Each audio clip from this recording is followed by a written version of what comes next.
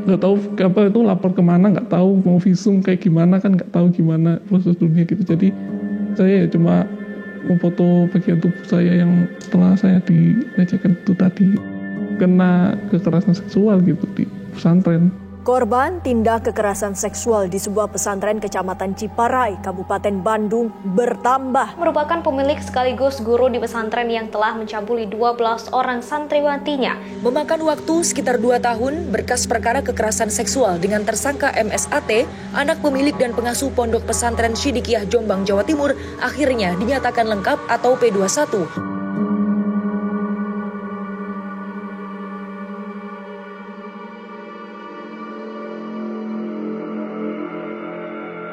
In Indonesia, the number of reported assault cases committed against women have increased significantly from 135,000 cases in 2012 to 338,000 cases in 2021. In 2021, a third of these reported cases were of sexual assault. 19% of those reported cases took place in Islamic boarding schools, making it the second most common location for sexual violence after universities at 27%. Pas masa kecil pengen jadi guru, ya niatnya pengen mencerdaskan bangsa gitu niatnya. Terus akhirnya pas mau daftar kuliah ya pengen ke pendidikan agama Islam itu. Ya karena sembari kita mengajar ilmu, kita juga bisa dapat pahalanya gitu. Saya memulai pekerjaan di pesantren itu sebagai security perempuan. Setelah 4 bulan kena kekerasan seksual di pesantren. Yang saya inginkan itu, pelaku itu harus ke ranah hukum. Terus Pak Yainya bilang, jangan ke ranah hukum, nanti banyak biayanya gitu. Nanti saya yang diwawancarai banyak TV gitu. Padahal kerjaan saya banyak gitu Pak.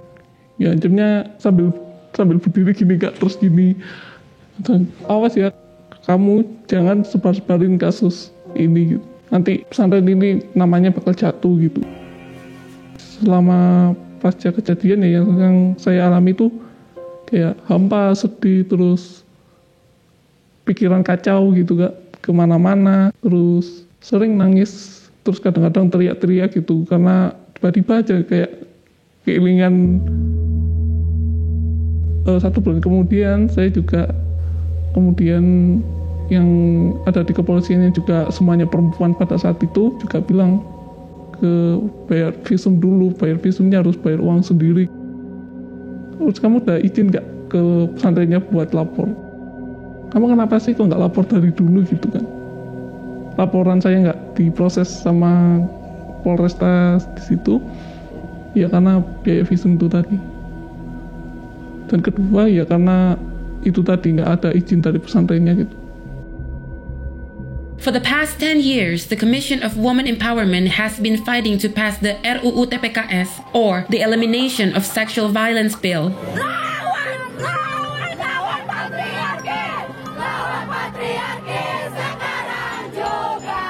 Proposed to tackle sexual violence in Indonesia, this bill was passed on 12th April 2022 and now includes prison terms for crimes of physical sexual abuse, both within the outside of marriage and for sexual exploitation.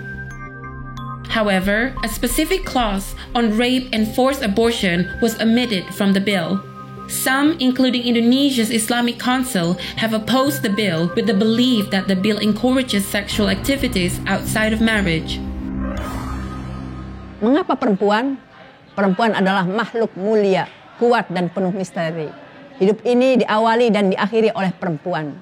Perempuan adalah ibu peradaban. Daerah sini adalah pesantrennya kebanyakan adalah patriarki. Artinya perempuan tidak layak memimpin. Tapi karena sebuah keterpaksaan, kita ditinggalkan oleh suami, oleh pemimpin pesantren ini.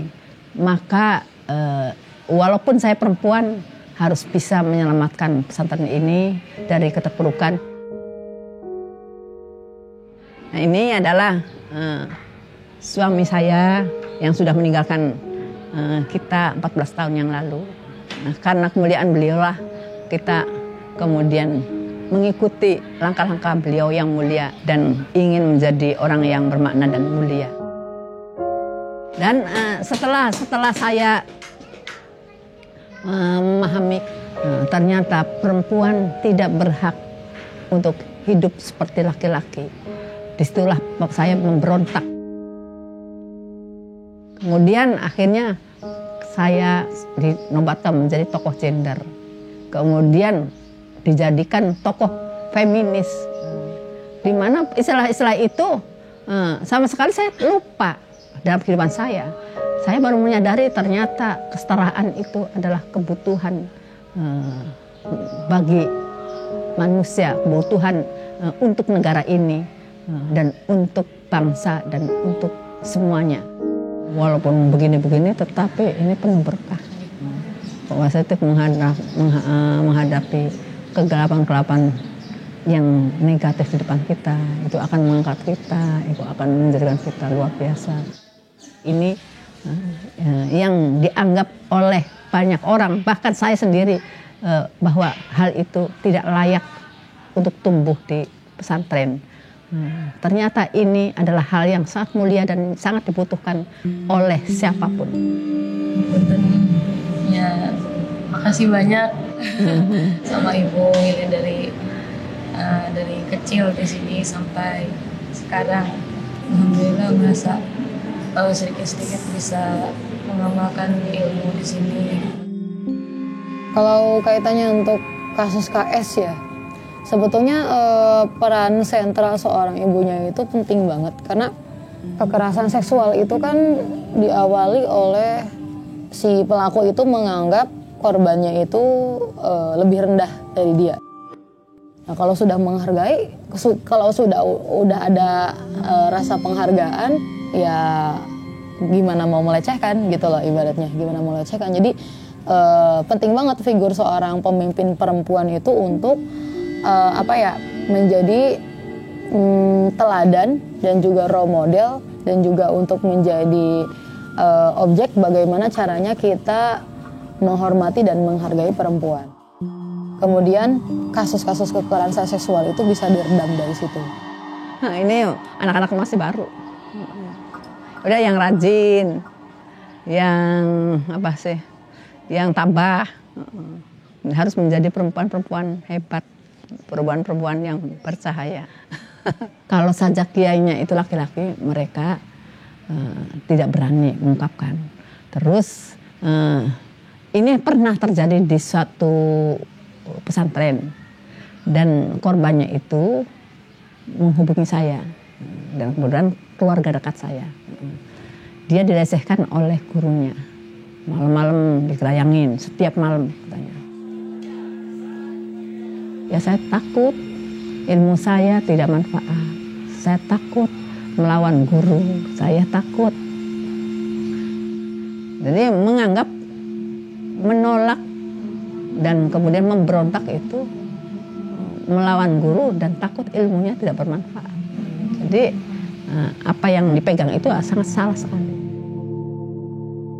Jadi selain mungkin mereka harus ada wadah juga sih di pesantren gitu, karena semua bisa jadi pelaku siapapun itu. Tidak memandang karena dia paham agama atau segala macam, tidak memandang dia ustadz, tidak memandang dia berpendidikan gitu kan. Tapi itu kan berarti cara dia berpikir, cara dia bertingkah laku gitu kan. Siapapun bisa jadi pelaku dan siapapun bisa jadi korban juga. Jadi ya mungkin harus ada wadah di situ yang sekiranya mereka nyaman untuk bercerita, untuk mengadu. Katanya di pengajian saya gitu, katanya feminis itu jahat, feminis itu liberal, nanti perempuan kedudukannya di atas laki-laki gitu Kak. Terus akhirnya saya ngecek kan di akun-akun feminis gitu, perjuangan melawan penindasan gitu. Akhirnya saya tertarik untuk mengikuti apa yang aktivis feminis gerakan gitu. Nggak pengen bercerita seperti ini ya, agar orang-orang tahu gitu bahwa kekerasan dan pelecehan seksual itu nggak terjadi karena pakaian saja gitu kan, suasananya yang sepi atau apalah gitu kan. Itu kan karena tetap apapun kejadiannya itu tetap pelaku yang salah. Bahkan saya yang pakai pakaian niqab ini pun saya juga kena kekerasan seksual gitu di pesantren. Kekerasan pelecehan seksual itu bukan aib korban sebenarnya.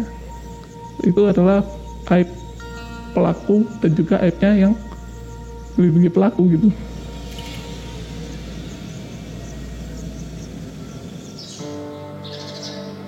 Itu ya, jadi artinya laki-laki dan perempuan masing-masing punya tanda-tanda balig gitu. Tapi lebih khususnya lagi nanti perempuan haid. Artinya kalau misalnya si perempuan itu udah haid, udah menstruasi, sistem reproduksinya dia itu udah mulai berfungsi. Kalau misalnya untuk harus menikah itu nggak cukup kalian udah haid aja. Sistem reproduksi yang baru berfungsi di usia 9 tahun itu masih baru berfungsi. Belum tentu dia udah secara fisik dia udah siap untuk hamil, untuk memiliki kandungan. Sebenarnya sebagai upaya preventif ya edukasi itu sih yang paling penting. Mengedukasi, kebetulan kalau di kita itu setiap tahun ya cuy ya, setiap ada santri baru itu kita adakan pengenalan materi kesehatan reproduksi. Ya berharapnya mereka sejak dini itu udah paham bagaimana kesehatan reproduksi yang di dalamnya juga nanti menyangkut tentang kekerasan seksual dan lain sebagainya. Dan akhirnya ketika dikomparasikan dengan kitab-kitab kuning, di mana wacana dalam kitab kuning juga sebenarnya bersumber dari Al-Quran dan hadis, itu bisa disambung. Walaupun yang selama ini kita kenali bahwasanya Al-Quran dan hadis itu banyak sekali ketimpangannya gitu. Sebenarnya pendapat-pendapat seperti itu salah. Dari yang saya dapatkan dari beliau-beliau itu sebetulnya bahkan Al-Quran dan hadis itu sudah sangat adil gender sekali gitu, terutama ayat Al-Quran ya. Hanya saja karena pada Al-Quran dan hadis itu diturunkan pada saat di tengah-tengah budaya yang memang sangat patriarkis sekali gitu, jadi memang menyesuaikan gitu. Tapi ajaran intinya itu sudah sangat adil gender sekali. Hanya saja penafsiran terhadap Al-Quran dan hadisnya itu yang banyak sekali mengandung ketimpangan gender. Ya harapannya ya itu sih semakin banyak orang-orang yang teredukasi ya tentang bahayanya kekerasan seksual. Itu sih kita pengen mengedukasi adik-adik santri bahwasanya neriak-neriakin cewek tuh nggak boleh loh, karena itu sebagian dari bentuk tidak menghargai mereka kepada perempuan gitu. Ataupun sebaliknya ya bisa jadi ya kita juga mungkin teman-teman perempuan juga ketika ke teman-teman putra juga seperti itu, kita juga mencoba mengedukasi mereka untuk saling menghargai dan saling menghormati sesama gitu. Jadi untuk pesantren saya berharap agar memiliki SOP mengenai kekerasan dan pelecehan seksual gitu. Di kehidupan pesantren itu patriarkinya kuat banget. Ya pingin gini, kalau misalnya pimpinan pesantren sekiranya gitu kan pemimpinnya laki-laki gitu, kalau misalnya lebih kompeten perempuan ya kenapa enggak gitu. Karena kan tujuan untuk mensejahterakan dan juga memberikan ruang aman gitu yang ada di lingkungan tersebut. Kalaupun saya yang sebagai security saja dilecehkan gitu, apalagi saya yang menjaga keamanan saja tidak aman, bagaimana dengan civitas lain yang seperti santriwati dan juga ustadzanya. Ya harapannya nanti ke depannya agar para korban dan penyintas juga ingin agar berani bersuara lagi gitu.